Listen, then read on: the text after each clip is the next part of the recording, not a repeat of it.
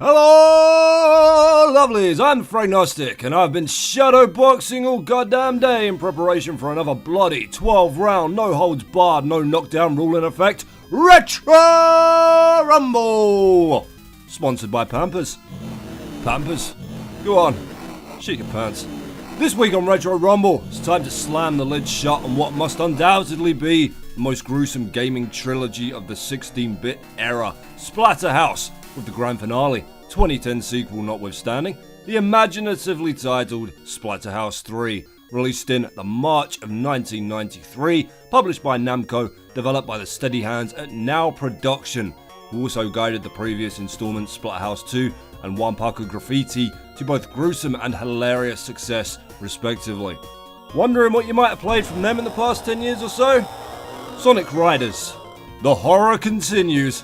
Now, we're going to be doing things a little bit differently this week on Retro Rumble because Splatterhouse 3 really kind of punishes you for doing well by skipping you past some of the most horror-tastic parts of the game. I'll elaborate on that as we go, but the important thing here is best summed up by the most famous band that everybody forgets to care about, Aerosmith, who sang Some Sweat Hog Mama with a Face Like a Gent. No, fuck, that's not right. I don't want to miss a thing, that's the one. Except in this case, I don't want you to miss a thing. Does that go?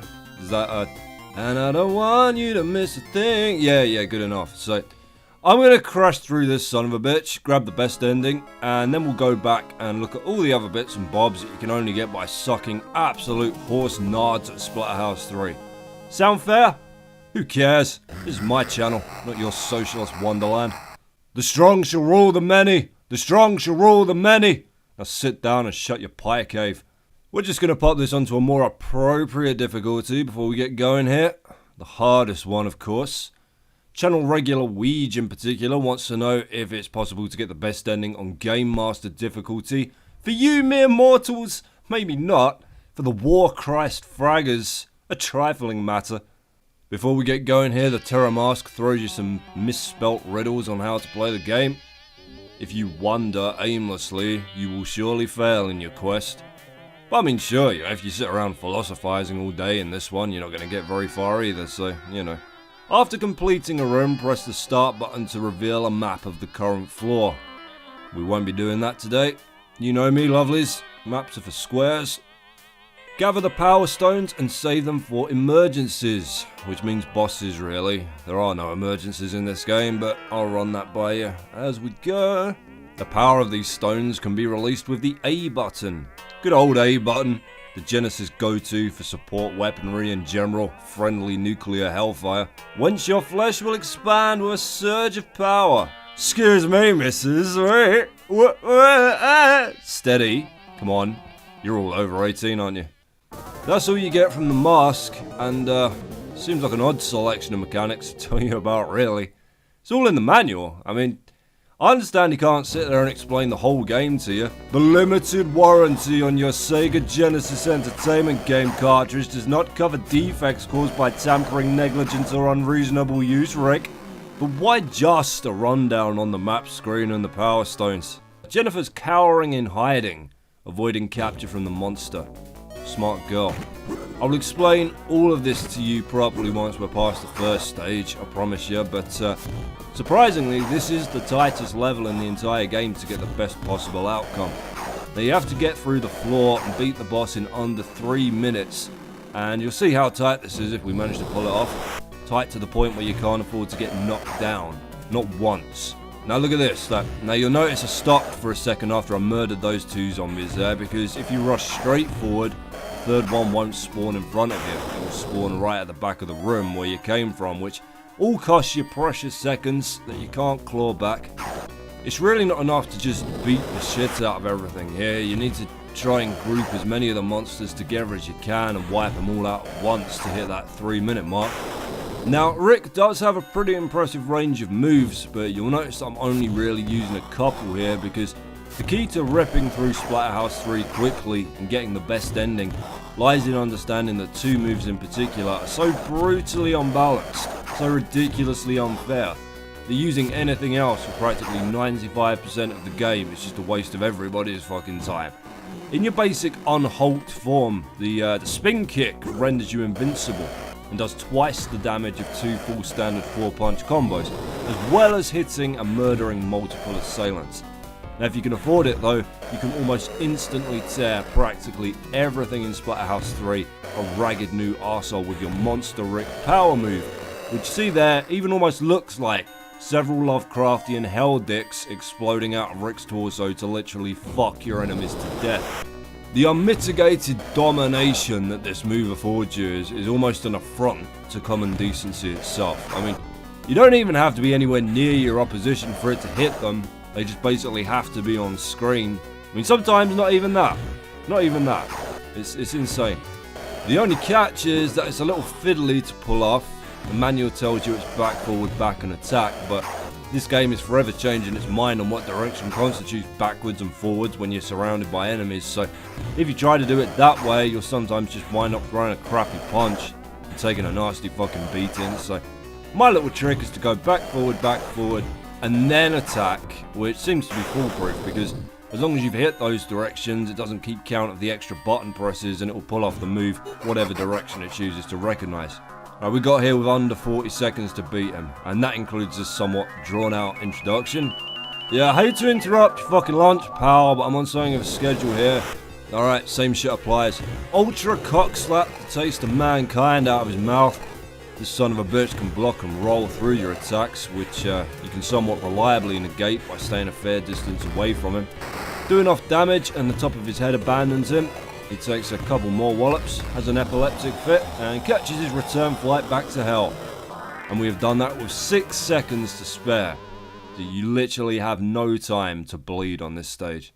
Alright, here's your rewards. The rarest cutscene in the game. Jennifer!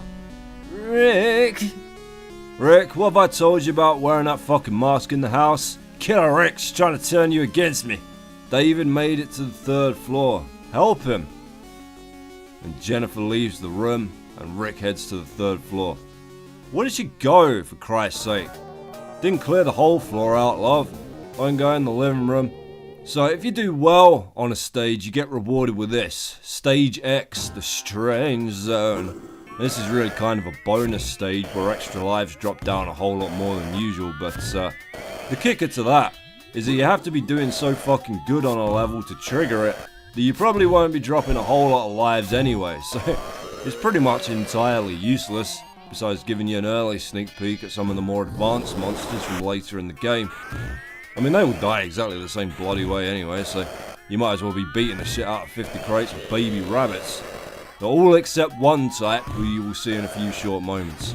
You see the Bible on the edge of the screen there? Those are your extra lives. I don't need them. Go fuck yourself. Now this particular trip to Stage X is much longer than the others. It usually comprises of one single screen and like 6 enemies. But this one is extended because it essentially replaces the entire 2nd stage. And once we beat this, we'll skip straight ahead to the 3rd level where you're trying to rescue David, who I don't think the game's bothered to mention yet, is actually his son. Always grab the orbs before you leave, no matter the state of the timer. I mean, time doth not exist in the Strange Zone. But yeah, grab the fucking things or life will get complicated. Here they are.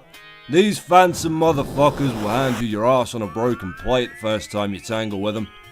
They can phase through your attacks, take an absolutely horrendous beating, and their own claw attack does massive damage.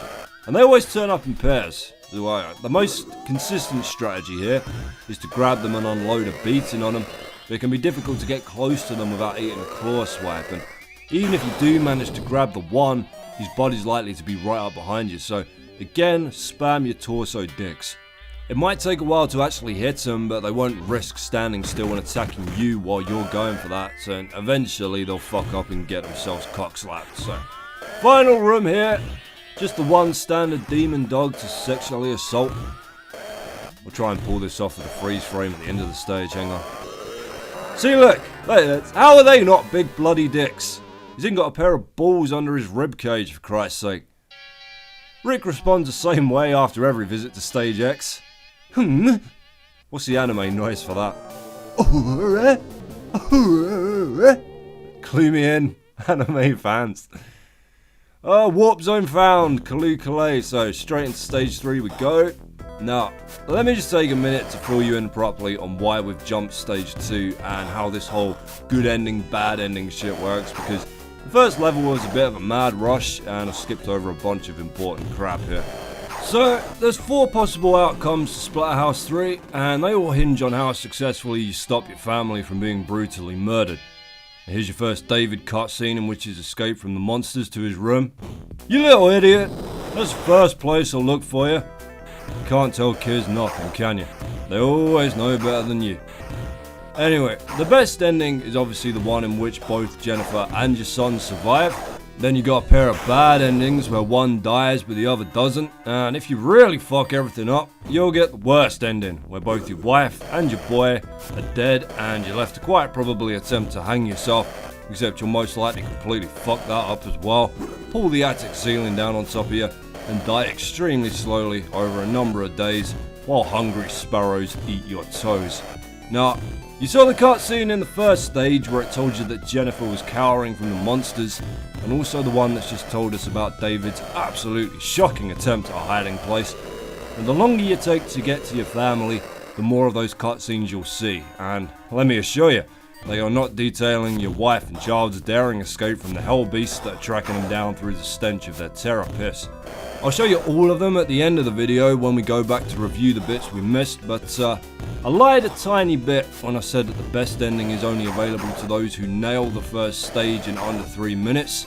More accurately, that cutscene and the ability to skip stage 2 entirely is only available to those who nail the first stage in under 3 minutes, because anything over that, and by the time you get to Jennifer, she'll be infected with a boar worm, who you might remember is the absolutely delightful invertebrates for children of all ages from the first game that jump out of hanging corpses, latch onto your ankles, and generally fill the annoying bastard micro-enemy trope with unrivaled enthusiasm.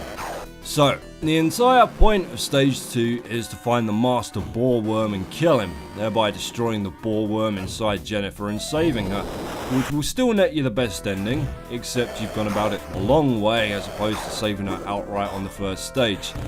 And I'll tell you all about those ghost rooms in a little while, they're good fun. I mean, you can still fuck up and kill Jennifer on the first stage, and if you let the timer run down to 0, she'll be killed and that's the end of that. You still have to play stage 2, but instead of the cutscenes counting down the boar worm's progress and chewing through your wife's insides, I mean, this is what I'm talking about when I say that you miss out on some superb horror by being good at Splatterhouse 3, because those cutscenes are absolutely mortifying. Instead of that, you'll just be taunted by the evil one, who stands in as this game's big bad bastard, who just basically pisses in your ear about your failure as a husband and a gamer in general. Now this stage, you don't have to worry at all, because no matter what you do, David will survive it. It's the next one where his life hangs in the balance. We should be up for another cutscene somewhere past the 4-minute mark here, but like I say, it's not a massive deal. You'll notice it's important to pick up the power orbs after you've cleared a room out here, because all your monster power, regardless of how much you've got in the tank, gets taken away from you once you've killed everything. So if you pick it up before then, it will be a complete waste and you'll have to fuck about in your puny man form for ages until you can grab another one. Truth be told, apart from this one devastating attack, Monster Rick is kind of balls. He does more damage and takes less of it, sure, but he's slower than Forrest Gump after a fucking stroke, and trying to chase bosses around the screen with his lumbering ass is a nightmare. Here we go, I knew we were due one. As David plays in his room, a monster's hand appears behind him. It's just trying to freak you out. They won't hurt him yet, they need him. And they just kind of up and throw the reason for that straight in your face at the end of the level, but we'll explore that after this boss. It looks like the teddy bear sort of sucked David's soul out of his body here, but this is just a decoy David, and he's self-combustible too, so hey, that's one item off the cleaning bill. Now this fucking bear comes at you in 2 stages, and this is by far the most annoying. He's got a slide kick that will wipe you out from a mile away, so if you wind up with some distance between you, never walk straight at him. And after a bit of warranty voiding abuse, Teddy pops his final form out for you, who you can literally beat just by repeatedly spin kicking on the spot and letting him charge straight at you. There we go. Back to Toys R Us with you in the morning, you son of a bitch. Right, get ready for some revelations here. Where is the real David? He is the key to the Darkstone. Darkstone? The elders placed in that stone the black magic of the world. If the Darkstone is freed, those horrors will once again plague the world. David is his key. A child with psychic powers must be used in a ritual under the full moon. David is that child. That voice? David? They took him from his room? I'm gonna get him. Rick goes to the basement. So there you go, your boy's a psychic. Jesus, thanks for warning us about all this, David, you little shitbag.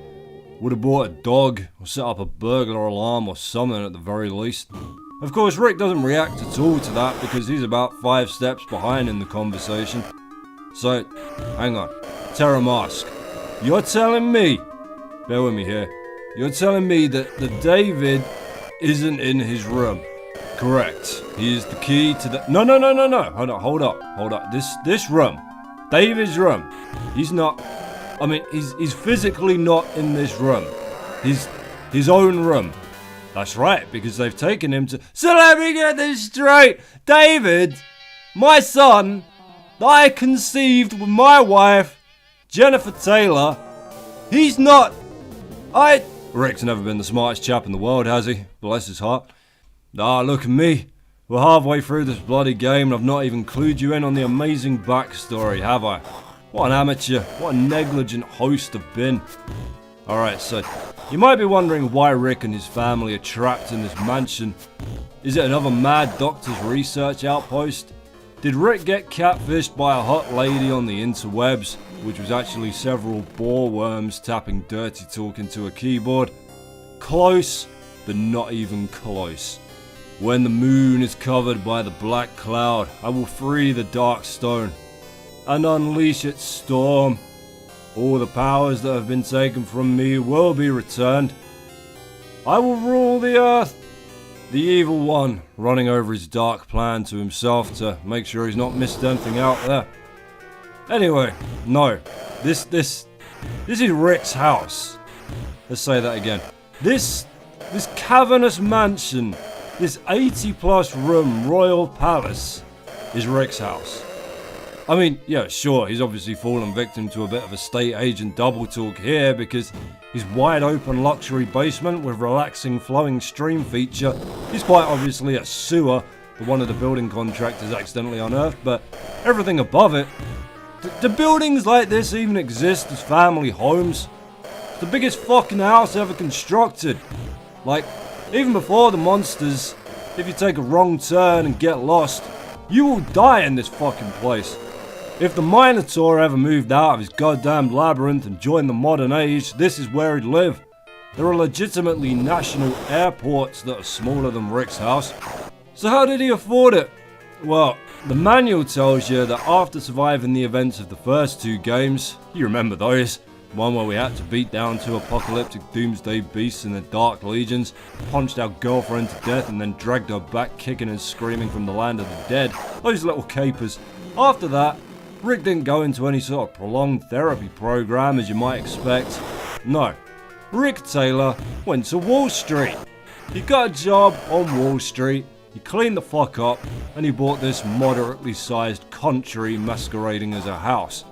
And you gotta believe that's beginner's luck on an unprecedented scale. Like, he turned up, bought up all the stock in a flying rainbow unicorn breeding program, everyone laughed at him, and then they actually managed to breed a herd of the fucking things and Rick sold it all for the average GDP of Dubai. But yeah, Wall Street. Wall Street is the reason we're going with here. But unbeknownst to Rick, during his adventures in the previous game, he broke a forbidden seal that kept an ancient evil and its demonic followers locked up tight in the bowels of the earth, and returns home from a long day of guesswork on Wall Street to find that Said ancient evil has chosen his precious family and his sprawling luxury cruise liner of a home as the site upon which they will perform their black ritual that will afford them infinite dark powers to rule the world, etc, etc. And the Terror Mask pretty much greets him at the door like an ugly dog and says, "Rick, put me on your face and let's go punch all the things again." There, that's the plot. I mean, it's pretty awful, but then maybe that's as much of a tribute to horror movies as the rest of the game. We just came out of another of the ghost rooms back there. The empty looking cupboards with the floating ghoulish faces, and I said I'd let you know how those worked, so you might have noticed a smattering of weapons around on our travels through the game so far. Now, weapons in Splatterhouse 3 are really a lot less useful than in the previous entries in the franchise, by way of your main offense bonus being the ability to transform into a fucked up Nightmare Hulk, but you still get a fairly iconic selection with a couple of new additions. The child is the key. I will free the stone. That's the evil one frying all the psychic-y goodness out of your son, in case you're a bit lost there. Just like Grandma used to make. This is a similar type of scenario to Jennifer in the first and second stages. If you take too long in getting there, David dies, and you're out of the running for the Father of the Year awards. There's always next year. Anyway, the weapons! The cleaver and the 2x4 return, along with a baseball bat, a knife and a cinder block. Now, you don't just drop these weapons between screens anymore like you used to, and you can hold on to them for the whole level if you don't turn into Monster Rick, but the catch is that once you pick a blade or a bat or whatever up, you'll be constantly followed around by one of the ghosts who won't hurt you physically, but they'll wait for you to get knocked over and drop it. Sorry, I keep getting interrupted by shit here. This is a stage 4 boss. Looks like one of those aggravating little fetus bubbles from the original Splatterhouse, but if you paste it a few times, it'll hatch into a beautiful... you know what, I'll let you name that for yourselves. I'm sure there's a phrase in Japanese that exactly describes this very situation. Like practically everything else in this game, stay off this goddamn atrocity's horizontal plane. It will charge you constantly, it will electrocute you like fucking Blanca from Street Fighter, so stick to your chest burster attack. It'll block a few shots, but can't keep it up forever, because it's just a kid, and kids are stupid. David, you're alright. Hurry, fool! The evil one is attempting to free the Darkstone. Oh, I need the anime noise for that again. What is that? Something like that. Back to the Strange Zone again, and I will finish explaining these fucking ghost rooms to you, by God. Right, so every time you drop a weapon and the ghosts get hold of it, they will take it back to one of the little rooms you saw, where they all kind of hang out floating 10 feet off the ground. And you're more than welcome to go there and get it back. It won't attack you or anything, but again, it really seems hardly worth it. Only one of the weapons is really worth a shit in this game, and that's any kind of blade type, so the cleaver or the knife, which does do big damage. I think even a little bit more than the spin kick, but still not a patch on your Monster Rick power attack. And because of how the damage system works in this game, it's still quicker to spam the spin kick to kill things, because you'll notice that as we beat the snot out of the monsters in Splatterhouse 3, they degenerate into gradually more bloody messes. Well, these little transformations are usually accompanied by a knockdown or an animation such as the first stage boss, where the top of his head plops off, which of course eats up the timer, but also usually interrupts your combo or your attack, so that you can't deal any more damage until either they're back up or the animation is complete. I will rule! That's lovely, dear. Now, the spin kick actually bypasses these delays and allows you to harm the enemies beyond their knockdown and transformation thresholds, besides, of course, being able to wipe out multiple monsters and giving you temporary invincibility. So, on the whole, the weapons are really more of a novelty here than anything else. I mean, there's not even a shotgun. Not a shotgun in sight in this game. Absolutely criminal. Another top tip I can throw you for major Splatterhouse 3 success is that if you look at the map, it will show you where you need to go by way of a big red cross marked on your destination room, but Believe me when I tell you that the fastest route on paper is never the fastest route in practice. And if you try and move in the shortest amount of rooms possible, you'll find that those rooms are usually stacked with much more numerous and higher level monsters that will take you far longer to defeat than if you took a detour away from the beeline route. For example, you've already seen the ghost rooms and a couple of empty little chambers where you can just walk straight through without having to kill anything. In the third stage, you saw that we walked through a library where we had to dodge flying books and possessed furniture. Now, taking those hallways and minor excursions is going to benefit you massively in the long run. I mean, it doesn't matter so much here in this level. You know, now that Jennifer and David are safe, you've got no penalties to play against. So, you know, do what you like. And I'm pretty sure this is supposed to be another dimension we're in here. At least I hope so. You see all the prisoners in cells in the background of some of these chambers. Rick's been building himself a supply of rival Wall Street traders that are trying to muscle in on his fantasy creature breeding programs. Splatterhouse 3 does continue the franchise's legacy of famous horror references, although they're maybe not as directly numerous. You see the appearance of the Phantom here is quite reminiscent of the Phantom Killer from 1974's The Town That Dreaded Sundown. And of course it's still steeped in Evil Dead tributes. In particular, the claws that swipe out from beneath their robes are similar to the ones that fly out of the defeated Deadite corpses at the finale of the first movie, but a tad more obscure is the soundtrack that is almost copyright infringingly close to the one from the 1986 Ken Russell movie Gothic by Thomas Dolby, who would actually go on to score a few games himself, including the mid-90s Edgar Allan Poe-inspired point-and-clicker The Dark Eye. And you see one move that you don't actually have in this game is the ultra-powerful slide kick from the first two. They've just up and given that to these giant bird fetuses, but I guess if you had it in this entry, using it would be too risk-free. You'd always be in danger of sliding straight into a damn spike pit or God knows what back in the first couple of games. Here you go then, right, here's a few of Monster Rick's other techniques. You can grab monsters and sock them straight in the balls. Straight in the fucking nuts. The manual calls it an ab jab, but we know better. And then there's this, the Megaton Driver. Straight from the move list of Street Fighter's Russian monstrosity Zangief. You straight up grab hold of them, leap 20 feet into the air, and German suplex them straight onto the back of their necks. We will be defeating the final boss using this method because it is absolutely hilarious, and as you well know, I'm all about hilarity. Dishonoru! It's pretty great. I'd do it for the whole game if it didn't eat up so much damn time pulling it off. Unfortunately, he's dropped us an extra life rather than another power orb there, so we're gonna have to beat this sucker up in man form. Chuck him all around, give him a slap, headbutt the screaming Christ out of his face. Just generally have some fun disrespecting him here. Now we can relax about the time limits. Where you going? Nowhere to run, you son of a bitch. Get on the fucking ground. I do use the throw occasionally to get all my little ducks in a row, so to speak.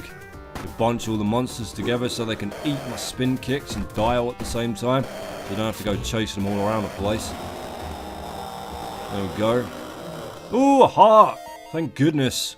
Clinging to the framework of death's door here, so I am. One more room to go, and then it's only a couple of boss fights standing between us and the ending. With the stone, I will rule! Hashtag villain goals. You'll notice the Terror Mask has undergone another little redesign here as well. Still looks a bit like Jason's Friday the 13th hockey mask, but now conceivably could be a dread relic of ancient Mayan ritual instead of a fucking hockey mask that you've gullibly bought off a street vendor, I guess. Right then, time for a showdown with the evil one. Let's party.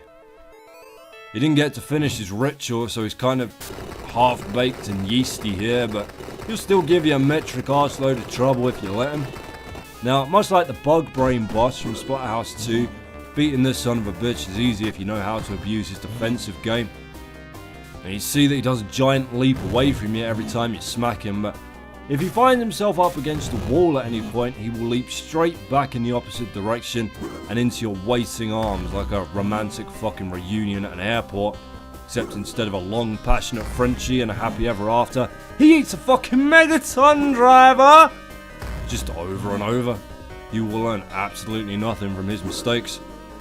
After a few of those, his skin splits apart from the sheer strain of harbouring such stupidity.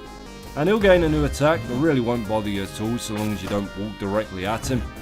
His main game is to fire those tiny projectiles at you in pairs. One will go long, one just in front of you. And only the fire that comes from them on the ground can actually damage you, so leaping through them is easy enough. You might recognise Big Head from Splatterhouse 2 popping out of his chest for his death animation there.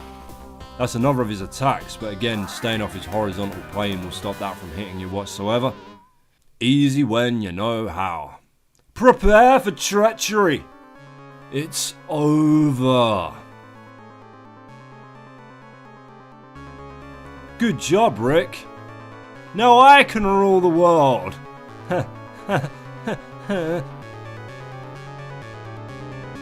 What? The hell you say? Dishonoru! So yeah, the mask does the dirty on you, and now he's your final boss, but don't you worry. Too much exposure to Rick Taylor has turned him into an unbelievable pussy with easily abusable attacks. First he comes at you in some kind of demon spirit form, after hijacking the broken corpse of the evil one, and his main tactic is to try and put a screen's width between you and pound you with ghost magic, but it's absolute child's play to close him down and pile drive the shit out of him here. Just means hopping the one projectile before you can get on top of him again, but he's even easier than the previous boss because the projectile attack roots him to the spot, and he has absolutely no anti-proximity counter to push you away from him either. One more should stress his second form out of him. There we go. Now he turns into a much larger mask than yours, much more expensive, much better. And again, you just want to stay on top of him here and smash him to pieces with obscene fantasy wrestling moves.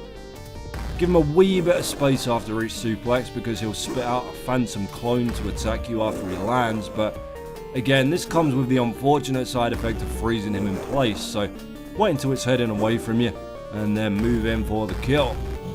Haha! My mask now. There you go, ladies and gentlemen, Splatterhouse 3. Broken, beaten, and bombed in the bottom. Can't see, can't hear, I'm dying. And then it explodes, but I mean, it explodes all the time in this series. That doesn't mean shit. The horror of last night's battle has vanished. The sky is clear and blue. The evil one has once again been banished to the bowels of the earth. Rick returns to his family. And a home that is now not worth the bricks it was built with, thanks to being utterly covered from the front door to the fucking loft in splattered, dead, demonic gut shites. Congratulations! This story is Herpes End! Solid game. Not my favourite in the series. Free roaming brawl 'em up theme robbed it of the set pieces of Splatterhouse 2 rock, like the elevator trip and the speedboat battle. And besides the possessed teddy bear fight, there's really nothing as creative in here as the Hall of Mirrors or the grotesque Jennifer mutant boss from the first game, so the design element starts to feel a bit frayed here, a bit rehashed and plain, but still, good amount of replay value if you want to see all the rooms in the mansion, catch all the endings, see all the cutscenes, which we're going to do in a minute. I mean a minute in terms of the video. I've got another couple of hours of playing this ahead of me to get all the damn footage I need. So, this was unfortunately the last pure-blooded Splatterhouse game until the 2010 reboot. It was kind of a spiritual sequel to Wanpaku Graffiti, released exclusively in Japan for the PlayStation 2, with the Simple 2000 series called the Splatter Action. But the franchise did enjoy a number of cameos in other Namco games, some very strange cameos. In Anna Kournikova Tennis for the PS1, you can see the West Mansion in the background of one of the exhibition courts. You can play as Rick in Family Tennis Advance for the Game Boy Advance. The cutesy platforming sequel Klonoa 2, Lunati's Revenge, has the Poltergeist boss room from the original Splatterhouse in there. Rick showed up in Point Blank 3, Tales of Eternia, the original Terror Mask. The Terror Mask you can actually get as a costume item for Craig Marduk in Tekken Dark Resurrection for the PSP, so tons of little cameos there. Right, let me just reward myself with my little screen that tells me I'm awesome. And we'll go take a look at all the shit you could have won if you were just a little bit worse at Splatterhouse 3. Here we go.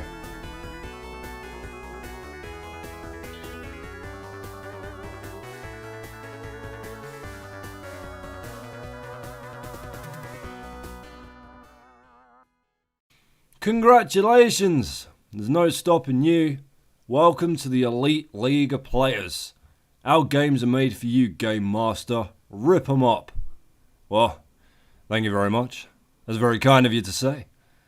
I think that's the exact same screen you get when you polish off Splatterhouse 2 on Game Master difficulty as well, but enough dick sucking. Let's get our extra credit here. So, starting with the first stage where Jennifer is being stalked by the Master Boreworm. We've already seen this one. Jennifer cowers in hiding, avoiding capture from the monster. Good tactics if you don't have a Mayan Death Mask pumping unthinkable power through your veins. You take any longer than 3 minutes to get to the boss, and you'll get this one right after. Jennifer begins to smell of rot, of the grave.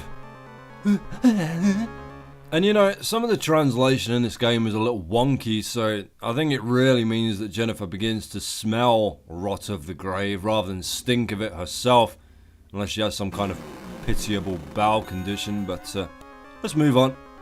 The monster emits a foul smell and moves closer to Jennifer. I mean, that's an insult. It farts on your wife before it kills her. That's just, you know, at least the dead men from the first Splatterhouse game had the good manners to lay your wife on a fucking sofa before she transformed into an abomination. And finally, once the timer hits 0, Jennifer is destroyed by the foul beast. And that's it, Jennifer's dead. Not just killed, but utterly fucking destroyed. Like, this thing had itself a goddamn party with her corpse after it killed her. No respect, is what I'm saying, you see? No fucking respect. So, if you let Jennifer get destroyed, this is what you'll see after you beat the first boss. Rick stands in front of Jennifer's lifeless body.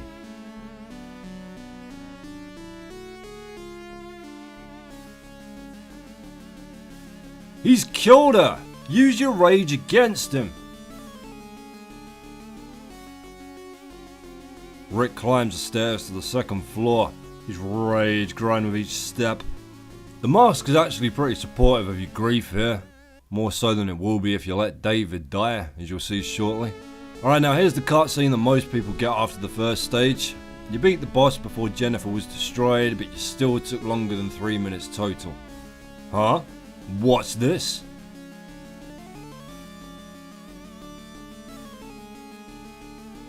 It's a boreworm. The evil one puts them in the bodies of his victims. They devour them from the inside and turn them into mindless monsters. You have to destroy the giant boreworm to stop it. Rick, filled with rage, ascends to the second floor. Right, prepare yourselves. I'm warning you now, because this is far more disturbing than any 16-bit game should be by rights. Now, I won't make you sit through the entire second stage because it really is thematically no different from the first floor of the mansion, but fucking hell, here we go.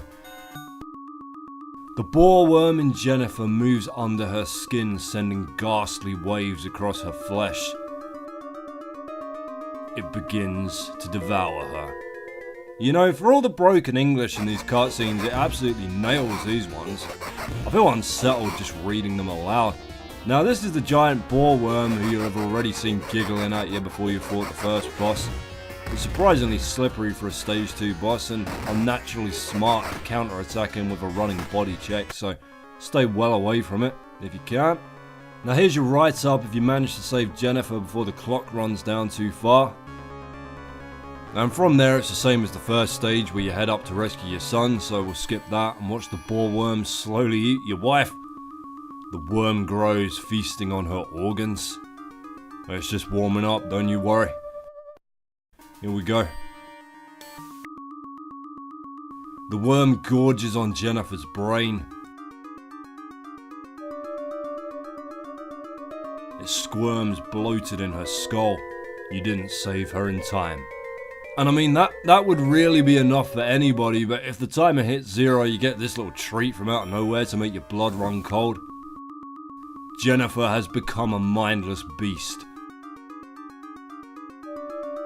Deformed by the boar worm, even Rick couldn't recognize her now. She is changed forever. That face. Jesus Christ, look at that fucking face. That is haunting. Well, that's really the best of them, but we'll skip through the others quickly here. If Jennifer died in the first stage, on the second, you'll be taunted by the evil one to no real consequence, like right here. The mask is still playing counselor to you at this point by stating the obvious, but skipping ahead to stage 3, you get a couple of extra scenes if you take longer to get to David. David's room is empty. Where is he? And then an actual clue to the later reveal that he's been replaced by a booby-trapped soul bomb of a body double that reanimates the teddy bear. On the next stage, that actually determines David's life or death status for the ending. Failing completely will result in your boy just essentially being nuked out of fucking existence by the black magic sigil on the floor. Awesome job there. And after you beat the boss, you get a tragic scene of Rick holding his son's charred corpse. And I mean, it's not the first time themes like this have been dealt with in a video game, but because look how kind and sensitive the Terror Mask is here.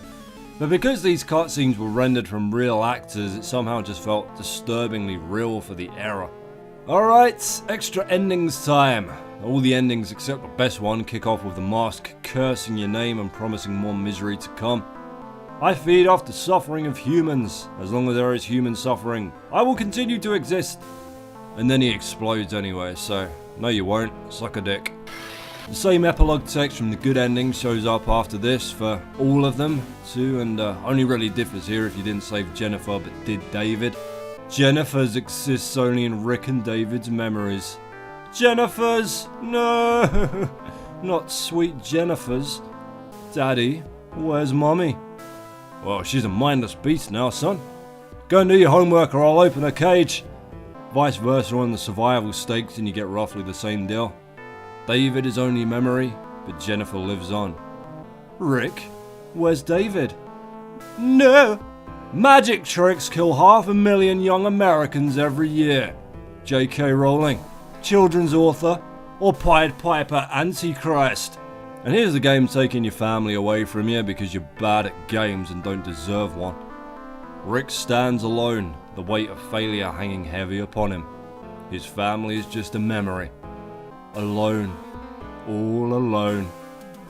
And on that cheery fucking note, I invite you all to join me next time on Retro Rumble as we go to slap the virgin blood out of Dracula's fang hole for a 4th time on this channel in the stone cold platforming classic Super Castlevania 4. Until then, lovelies.